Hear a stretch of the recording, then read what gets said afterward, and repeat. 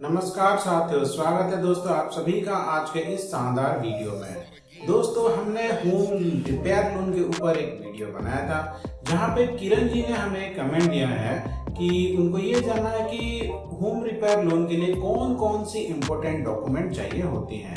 तो दोस्तों आज के इस वीडियो हम डेडिकेट करते हैं किरण जी को और उनके सवाल का आंसर देते हुए हम बना रहे हैं दोस्तों एक ऐसा डेडिकेटेड वीडियो जहाँ पे हम हर एक डॉक्यूमेंट को A to Z पूरा कवर करेंगे। ये सारे डॉक्यूमेंट दोस्तों चाहे आप सबसे पहली बार होम लोन ले रहे हैं या फिर दोस्तों होम के रिपेयर करने के लिए ले रहे हैं या फिर बैलेंस ट्रांसफर कर रहे हैं, किसी भी तरह का होम लोन के लिए दोस्तों ये कुल मिला के सारे डॉक्यूमेंट के ऊपर हम इस वीडियो बना रहे हैं।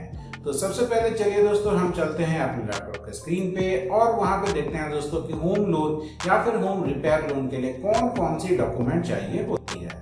तो जैसे कि दोस्तों आप देख सकते हैं हम आ गए हैं अपने लैपटॉप के स्क्रीन पे। तो सबसे पहले आते हैं दोस्तों लिस्ट ऑफ पेपर। आपके लिए होम लोन के लिए अगर आप अप्लाई करना चाहते हैं तो कौन कौन से पेपर या फिर डॉक्यूमेंट चाहिए होगा।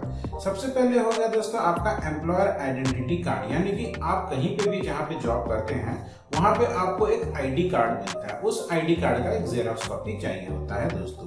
फिर आता है दोस्तों लोन का एप्लीकेशन। अब जो भी लोन अप्लाई करते हैं या मान लीजिए आपको 15 लाख या फिर 20 लाख के लिए होम लोन चाहिए या फिर होम को आप अपने घर को रिनोवेट करना चाहते हैं, उसके लिए आपको 5-7 लाख रुपए चाहिए, तो उसका जो लोन का एप्लीकेशन फॉर्म है दोस्तों वो चाहिए होता है। उसी के साथ साथ दोस्तों आपको 3 पासपोर्ट साइज का फोटोग्राफ चाहिए होता है दोस्तों, जो कि रिसेंट हो, यानी कि आप ये जनवरी का महीना चल रहा है दोस्तों, अगर इस महीने में आप होम लोन के लिए अप्लाई करना चाहते हैं तो आपका जो फोटोग्राफ हो पासपोर्ट साइज का वो 3 महीने से पुराना नहीं होनी चाहिए। फिर आता है दोस्तों आपका आइडेंटिटी प्रूफ। आइडेंटिटी प्रूफ में दोस्तों आप देख सकते हैं आपका पैन कार्ड, आपका पासपोर्ट, आपका ड्राइवर्स लाइसेंस या फिर आपका वोटर आईडी। इनमें से दोस्तों आप कुछ भी दे सकते हैं। यहाँ पे आप आधार देंगे तो भी चलेगा दोस्तों, आधार कार्ड। फिर आता है दोस्तों प्रूफ ऑफ रेसिडेंस, यानी कि जहाँ पे आप रहते हैं उसका प्रूफ। तो यहाँ पे दोस्तों आप अपना टेलीफोन बिल दे सकते हैं, इलेक्ट्रिसिटी बिल दे सकते हैं, वाटर बिल दे सकते हैं, पाइप गैस बिल दे सकते हैं दोस्तों, या फिर आपका ड्राइविंग लाइसेंस, आधार कार्ड, ये सब दे सकते हैं दोस्तों।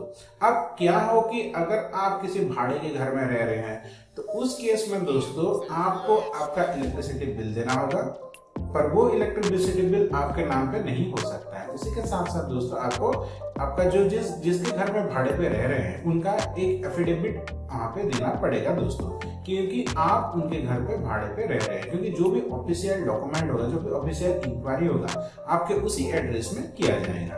अब आते हैं दोस्तों हम कुछ दूसरे डॉक्यूमेंट्स के ऊपर। तो प्रॉपर्टी पेपर।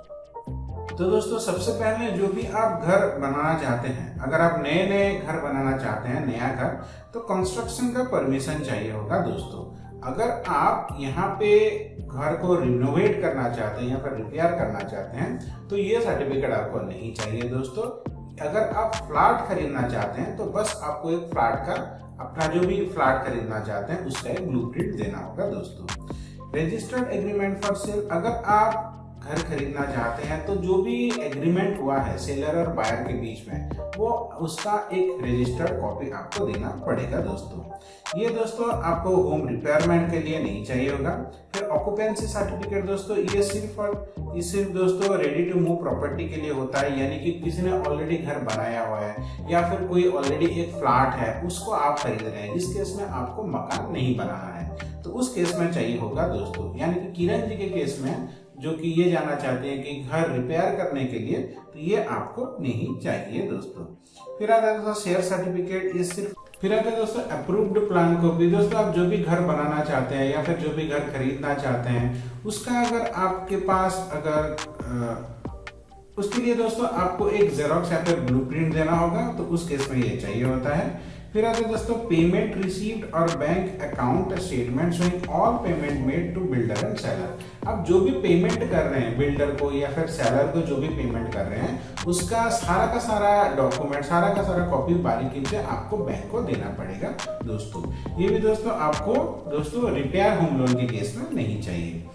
फिर आता है दोस्तों आपका बैंक अकाउंट का स्टेटमेंट। दोस्तों यहाँ पे बैंक ये जानना चाहती है कि आपके पिछले 6 महीने में आपके अकाउंट में क्या क्या ट्रांजेक्शन हुए हैं, कि आपकी सैलरी ठीक टाइम पे आ रही है, आपके सेविंग्स कितना है, ये सब वगैरह वगैरह। उसके लिए दोस्तों बैंक आपके अकाउंट का पिछले 6 महीने का स्टेटमेंट का डिमांड करती है। अब आता है दोस्तों, if any previous loan from other bank और lender then loan account statement for last 1 year. अगर आपने किसी दूसरे बैंक से कोई लोन लिया है तो उस लोन का पिछले 1 साल का स्टेटमेंट आपको देना होगा दोस्तों। फिर आपको देना होगा दोस्तों आपका इनकम प्रूफ। अगर आप सैलरीड हैं तो आपका इनकम प्रूफ देना होगा। अगर आप को एप्लीकेंट या फिर गारंटर रख रहे हैं तो उसका भी आपको इनकम प्रूफ देना होगा दोस्तों। इनकम प्रूफ में दोस्तों आपको पिछले 3 महीने का सैलरी स्टेटमेंट आपको देना होगा, या फिर दोस्तों पिछले 2 साल का आपको जो फॉर्म 16 आता है वो सबमिट करना होगा, या फिर यहाँ पे अगर आप ITR भरते हैं इनकम टैक्स रिटर्न तो उसका दे देंगे तो भी ये एक्सेप्टेड हो जाएगा दोस्तों। फिर मान लीजिए अगर आप कहीं पे जॉब नहीं करते हैं, आपका कुछ एक बिजनेस है या फिर कुछ और है, आप सेल्फ एम्प्लॉयड हैं, तो उस केस में क्या किया जाए। उस केस में दोस्तों आपका जहां पे भी बिजनेस है, जिस एरिया में भी बिजनेस कर रहे हैं उसका एड्रेस प्रूफ आपको देना पड़ेगा। पिछले 3 साल का इनकम टैक्स रिटर्न आपने फाइल किया होना चाहिए। फिर दोस्तों आपका बैलेंस शीट आपको देना होगा, क्योंकि बैंक ये जानना चाहते हैं कि आप प्रॉफिटेबल बिजनेस रन कर रहे हैं या फिर लॉस मेकिंग। अगर आपके बिजनेस पे आपको लॉस हो रहा है तो यहाँ पे आपको लोन मिलने के चांसेस कम जाता है दोस्तों। फिर आता है दोस्तों DDS सर्टिफिकेट। अब आता है दोस्तों सर्टिफिकेट ऑफ क्वालिफिकेशन। अगर आप CA हैं या फिर डॉक्टर हैं, इस तरह का कुछ प्रोफेशन है तो यहाँ पे दोस्तों आपको आपका क्वालिफिकेशन सर्टिफिकेट भी देना पड़ता है दोस्तों। इन सब डॉक्यूमेंट के साथ दोस्तों अगर आप जाते हैं बैंक को लोन अप्लाई करने के लिए तो ज्यादा से ज्यादा चांस यही है कि जितना जल्दी हो सके आपका होम लोन या फिर होम रिपेयर लोन क्लियर हो जाए।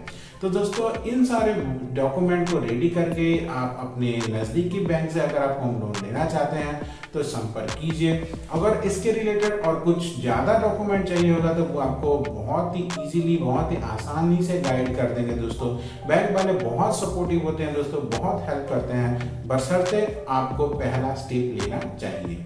अब अगर आप उनको जाके बोलेंगे उनको आपको कुछ भी नहीं पता, फिर भी वो आपको अच्छे से गाइड कर देंगे। पर अगर आप अपनी ओर से अच्छे से प्रिपेयर होके जाएंगे तो उनका काम आसान हो जाएगा और आपका भी काम आसान हो जाएगा। आशा करता हूं दोस्तों इस छोटे से वीडियो के माध्यम से हमने आपका डाउट क्लियर करने की कोशिश की है, जो कि आपका डाउट क्लियर करने में कामयाब हो गया हुआ दोस्तों। तो दोस्तों आज के लिए इतना ही, मिलते हैं अगले वीडियो में। आपका दिन मंगलमय हो। धन्यवाद दोस्तों।